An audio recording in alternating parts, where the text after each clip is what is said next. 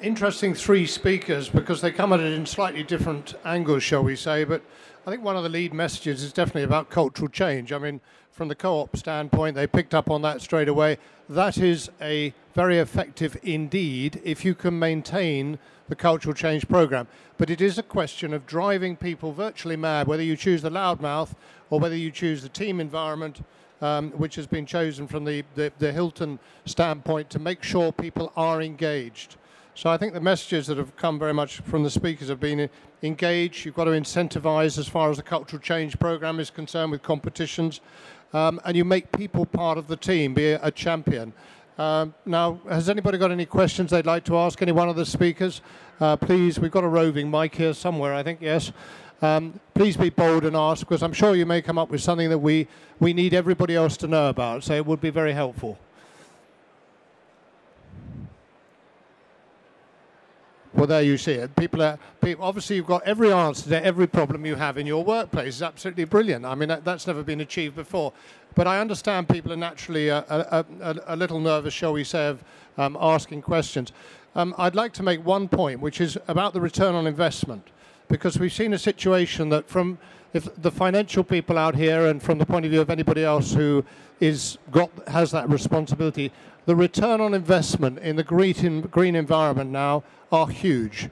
You can borrow money at 7, 8, 9%, and you can invest in technologies that will give you 50, 60, 70, even 100% returns on investment money back. But factor in when you're making a decision about the return on investment, how long is the life of the technology you're getting the return on investment on? Because often you may find a false economy with a high return on investment and a short lifespan because you'll change it and then simply have to invest the same amount of money yet again, rather than perhaps a lower return on investment, but you've got a life expectancy with a technology of 10, 15, 20 years, then that is something, because the energy efficiency program that you put into place in terms of the science you employ, you put in today, those savings go on forever. They are there. They are doing more than just mitigating the carbon reduction commitment. What they're also doing is obviously reducing carbon on the extended program. They're also mitigating risk of energy prices. Now, Ofgem says energy prices are going up by 60% over the next 15 years. I don't believe that's true. I think it'll probably be more like 100% over the next, in which case, look at it in the future. Look at what you can do now, because the paybacks are only going to get better with every initiative that you start. So are there any comments? I'm sure, carry on. If I could add to that. Can you hear me here? I would add to that, don't forget when we're talking here, and all three of us have talked a little about engaging with your staff and with your business, and your chief exec is a good one to engage with, of course. Too often, and I think the danger of all of us, and the reason that you're sat here, I guess, is you're interested in the subject, is we harp on rather about carbon savings and about energy savings, and nobody's that interested very often. They kind of switch off. Don't forget to talk about the money savings of the things you're installing.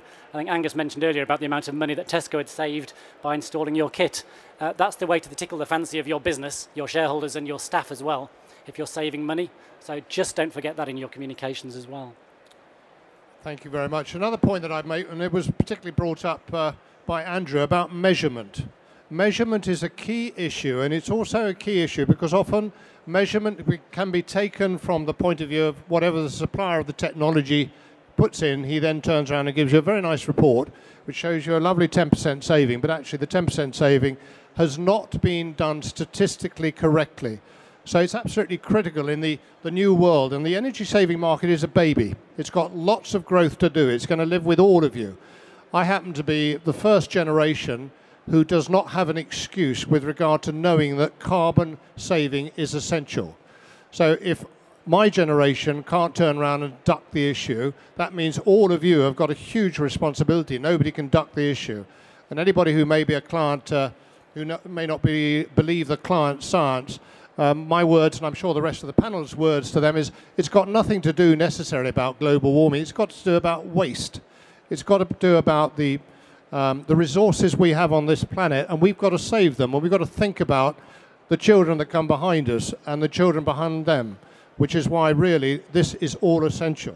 But going back to measurement, a measurement protocol that was introduced in America, because America's much further advanced with regard to statistical measurement, because they've had many energy saving initiatives or split saving initiatives with clients that have bought technology. And so the Energy Verification Organization instituted a program and a new protocol called IPMVP, International Performance and Measurement Verification Protocol. Now, the good thing about this protocol, in terms of the measurement, there is no British standard by which you can look at energy saving pre and post an installation of whatever technology and definitively turn around and say, yes, it has definitely saved that. This protocol allows you to do that. So what you've got to do is don't believe what you are told. Make sure that you look at it in a very statistical way. And this particular program, IPMVP, the point of it is that you can have statistically 10 different statisticians at a table. You give them the same data, and they will all come up with the same answer. And those are the answers that you need to know that you're buying into the right technology and that you are getting the results from your investment, which is absolutely key. So you make sure that we maintain the efficacy of the market to get the savings that are promised from any of these good sciences that we can actually put in. And I don't know if any of the panel would like to make any points about that at all. It's a similar kind of problem for when you're trying to compare your carbon reduction generally anyway. I don't know how many times you've been inspired by some organisation saying it's going to reduce its carbon by 90% over the next 3 months. And they're going to do that by switching to a green tariff. Well, zippy-doo, that's not going to really change the world, is it? So and the whole subject of energy reduction is fraught with the need to have consistency in how it's measured. I would agree entirely. Andrew, have you got a question? Yes, sir. Please carry on.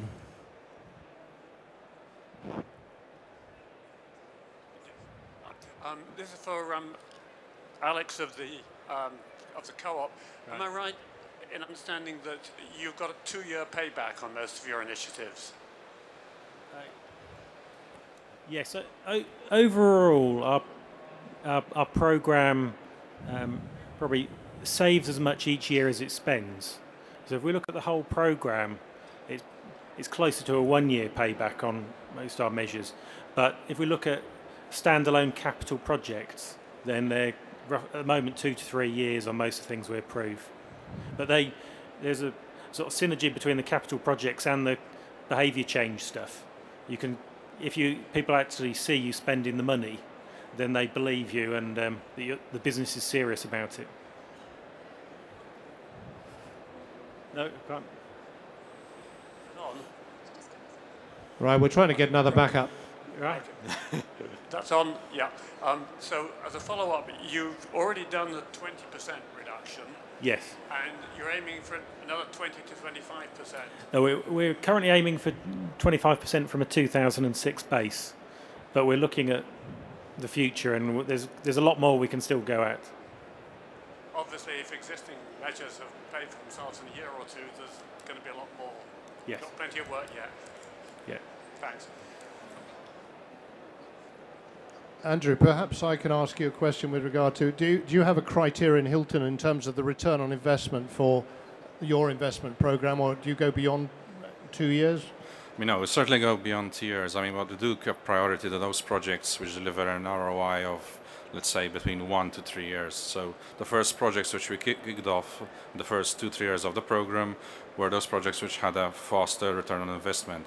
And through, as I mentioned before, the importance of monitoring and tracking and reporting, basically we could show that those projects did deliver those short payback periods that we promised our senior management team, basically, and that convinced everyone that they should put more money basically into more projects. And slowly we're now pushing towards longer payback periods, larger projects, larger investments. Okay, thank you. Any other questions from the floor? Yeah, lady, thank you.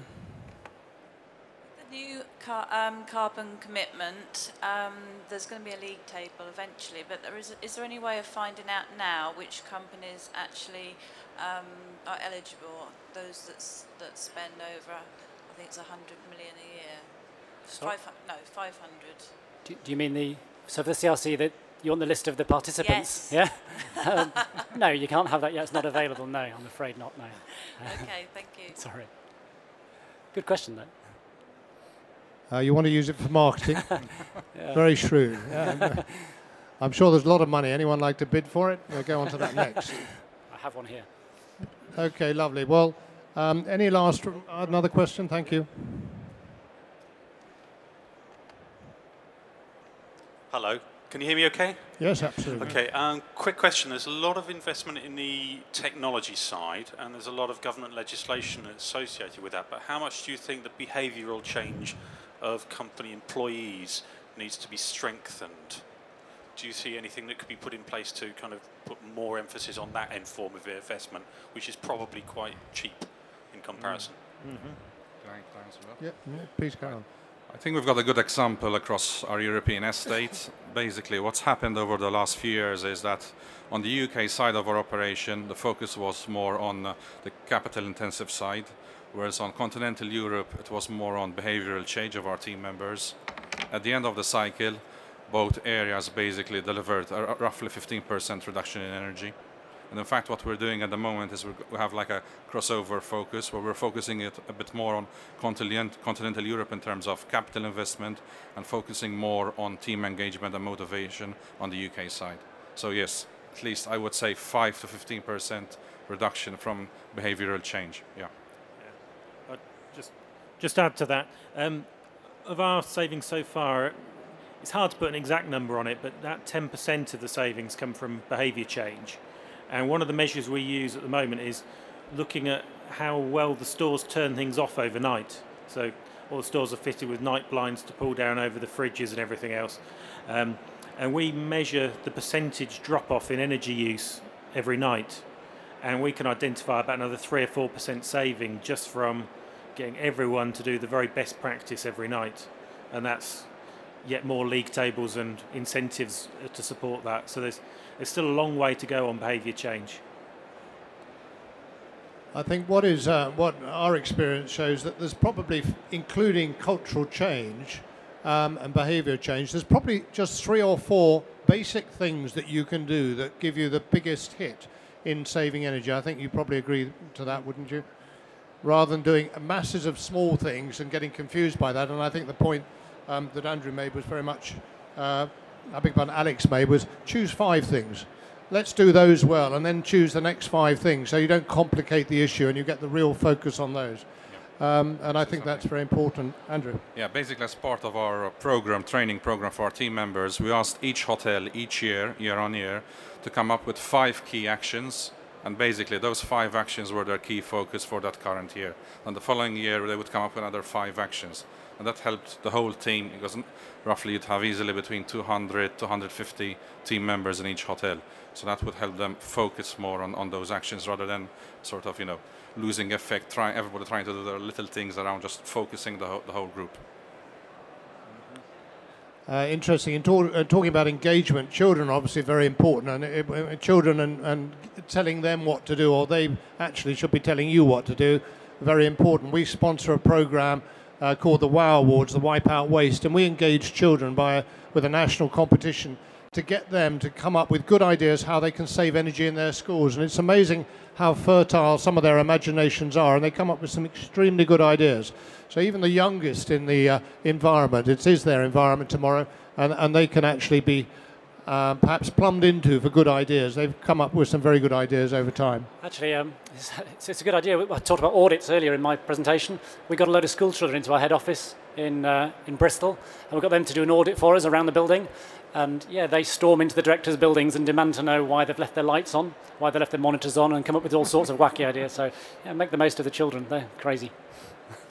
Okay, right. Well, I think we're coming to the end of our session. Any last questions at all? Otherwise, it's my duty to sum up. And I think the message very much is that energy efficiency is what we can do now. Whatever you may have heard from the specialist speakers today, they've all got good ideas and they've all volunteered to take a phone call, so to speak, to help.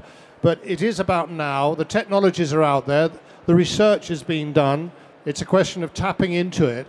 And it's not about debate. It's about doing it. We have to do it. So obviously this is what this particular show is all about. So it really is a responsibility on all of our shoulders that will extend for a very long period, that we've got to be part of the solution, regardless of government regulation or anything. We have to be part of the solution, and so obviously all of you here are champions, and so great. Let's go out and make sure everybody is buying into all the good ideas we heard today.